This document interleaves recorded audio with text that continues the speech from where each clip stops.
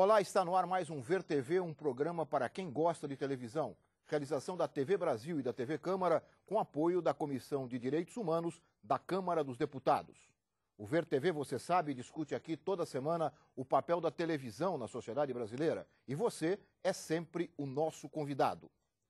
A comunicação na América Latina é o tema do Ver TV de hoje. Novas formas de organização para o setor estão sendo discutidas e implantadas em vários países. O Congresso argentino acaba de aprovar uma nova lei para a mídia. No Uruguai, o projeto está em debate no parlamento. No Equador, a Constituição define a comunicação como um direito de todos. E a Venezuela tem desde 2004 uma lei específica para o setor. No Brasil, em dezembro, esse será um dos temas da Conferência Nacional de Comunicação. Nós queremos saber quais os efeitos que essas mudanças no continente podem ter sobre o Brasil. Para isso, convidamos Creomar de Souza, professor de Relações Internacionais do Instituto de Estudos Superiores de Brasília, o IESB. Vinícius Lima, pesquisador sênior do Núcleo de Estudos sobre Mídia e Política da Universidade de Brasília. E João Brant, coordenador executivo do Intervozes, o coletivo Brasil de Comunicação. Muito obrigado, Creomar, Vinícius, João, por terem aceito o nosso convite. Vamos assistir uma breve materinha sobre o tema de hoje e depois a gente começa a conversa. Vamos ver. Regulamentação da comunicação.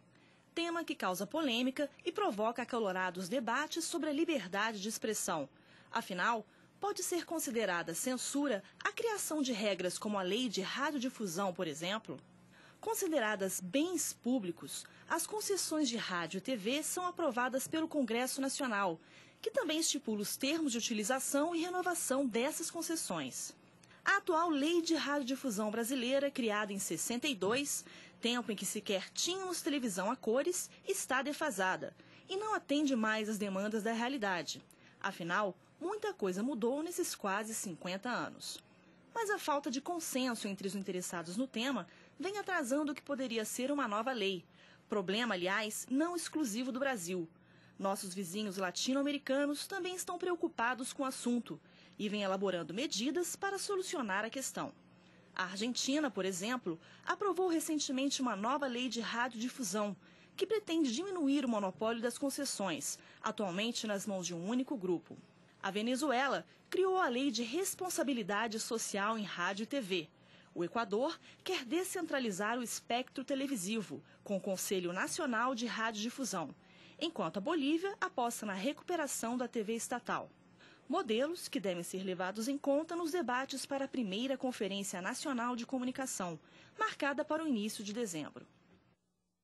Creomar, vamos começar com você, especialista em relações internacionais. A América Latina está mudando nessa área? Como você vê essas recentes medidas tomadas, aí como nós vimos no VT, em vários países? Bom, na verdade o que nós temos é que essas transformações do ponto de vista dos meios de comunicação nada mais são do que reflexos de uma conjuntura histórica que vem acontecendo na América Latina. Depois daquela onda de tentativa de construção de um modelo neoliberal nos anos 90, uma série de heranças foi deixada e a partir do momento em que grupos de origem popular foram chegando ao poder, esses grupos perceberam claramente que havia uma dicotomia entre essa nova forma de ver o Estado, o governo, a ação social do governo e essas consequências, e o meio de comunicação que estava concentrado na mão de determinados grupos detentores de poder econômico. Então você tem, de um lado, essa tentativa de reformulação dessa relação por parte dos Estados, né? E de outro lado, esses grupos de poder econômico assumindo um papel tanto quanto partidário, em alguns casos, tentando impedir ou construir uma perspectiva que é um tanto quanto diferente acerca do que é a tentativa, o processo. Essa disputa é uma disputa política, sociológica, né, que vai profundamente dentro daquilo que é a América Latina, amplamente dividida em um aspecto social entre uma minoria muito rica e uma maioria excluída dos processos sociais, políticos e econômicos.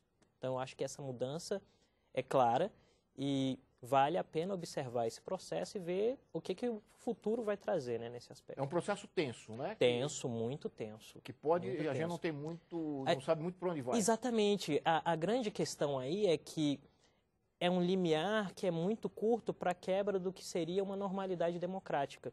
Porque, na verdade, para que a regra funcionasse, você teria que partir do consenso.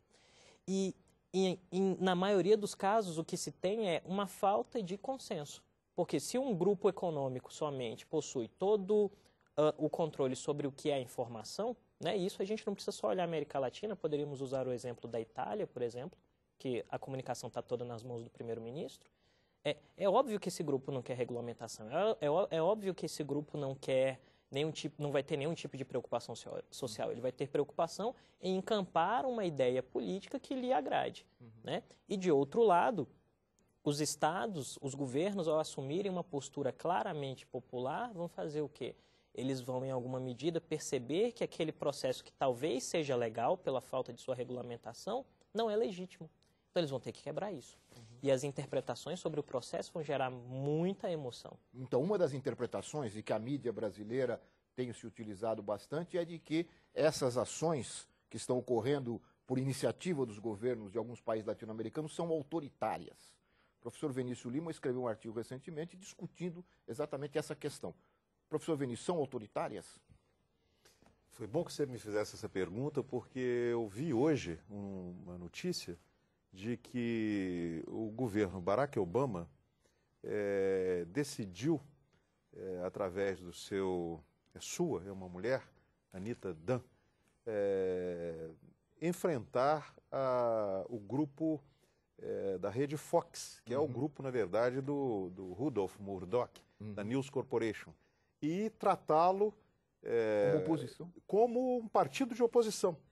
A Anita Dunn deu uma entrevista para a CNN no domingo e ela falou que essa agora é a posição do governo, Barack Obama, e que quando o Barack Obama, ele próprio, for interpelado por alguém da Fox, ele saberá que estará falando não com um meio de comunicação, mas com um partido que faz oposição, né, um partido de oposição. Isso é muito interessante porque eu, inclusive, fiz um pequeno texto para o Observatório da Imprensa sobre isso, porque isso coloca, me parece, a grande mídia latino-americana num beco sem saída. Porque ou ela terá que também chamar o governo Barack Obama de autoritário, não democrático e totalitário, né? Ou ela terá que rever as classificações que tem feito dos governos latino-americanos, que têm tentado regular essa atividade econômica, que é muito mais do que uma atividade econômica, porque é formadora, né, dos grandes consensos da opinião pública, como qualquer outra atividade econômica.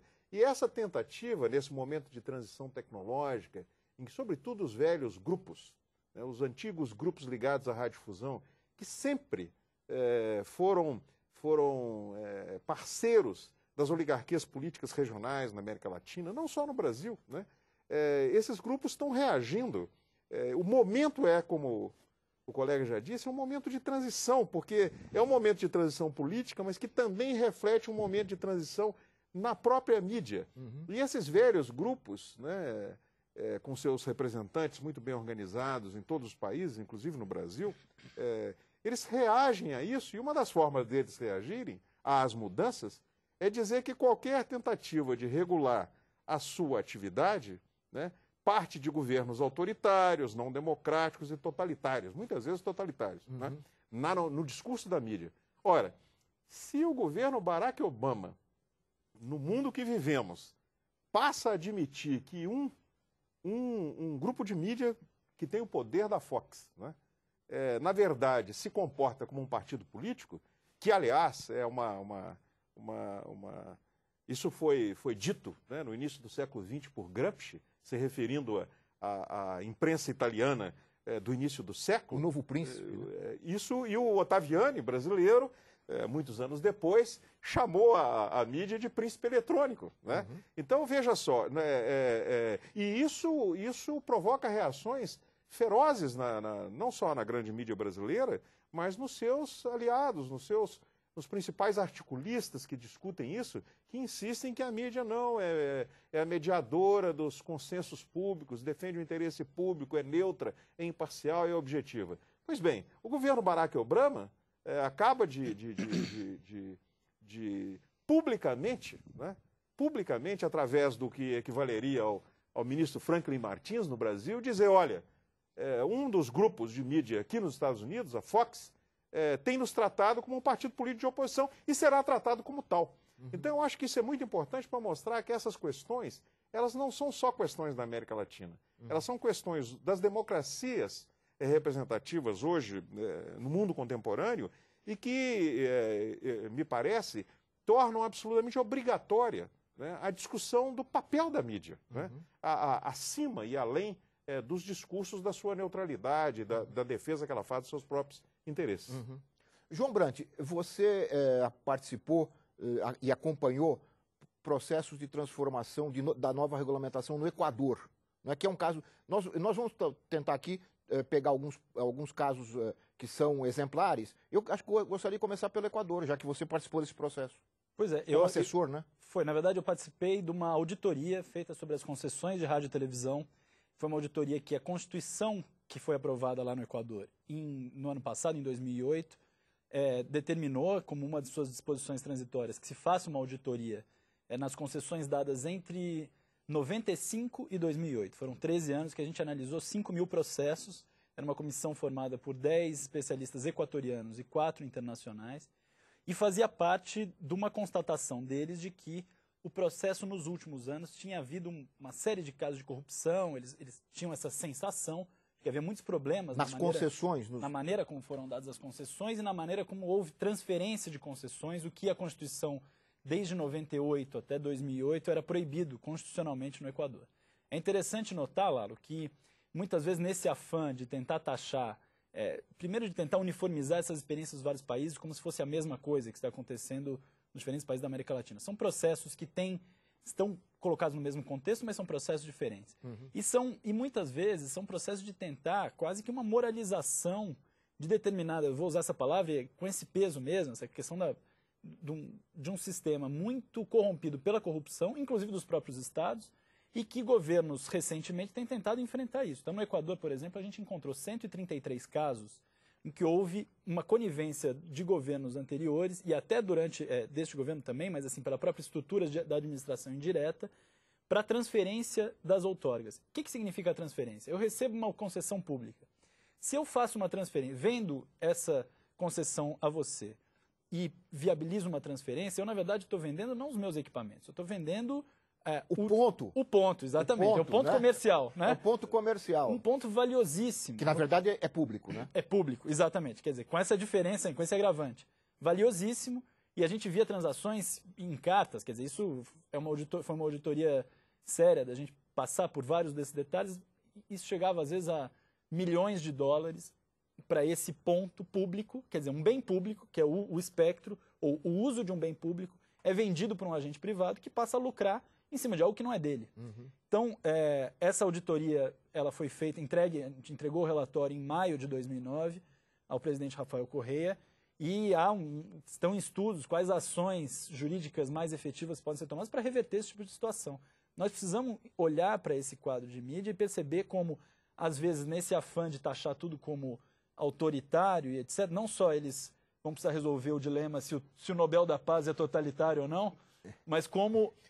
olhando essa perspectiva dos meios, por exemplo, no Equador, se no caso eles não estão defendendo justamente a turma da fraude, da falcatrua, os corruptos que são donos de meio de comunicação e que fizeram várias transações absolutamente inconstitucionais nesse país. E qual é o processo agora? Quer dizer, qual é o passo? Bom, o processo, na verdade, há um estudo jurídico. A nossa recomendação, nesse caso, por exemplo, é de reversão das frequências, né, e que haja novas concessões, mas...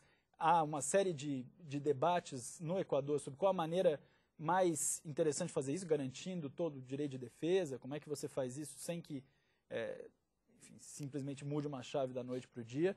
Mas o que precisa ficar claro é que essa medida faz parte de uma medida de combate à corrupção e à fraude que foi protagonizada por entes privados, mas com a anuência do poder público de governos anteriores. Muito bem, acho que fizemos uma primeira rodada. Primeiro apanhado, vamos aprofundar essa discussão no segundo bloco. O VerTV faz um rápido intervalo e volta já discutindo a comunicação na América Latina. Nós voltamos em 1 minuto.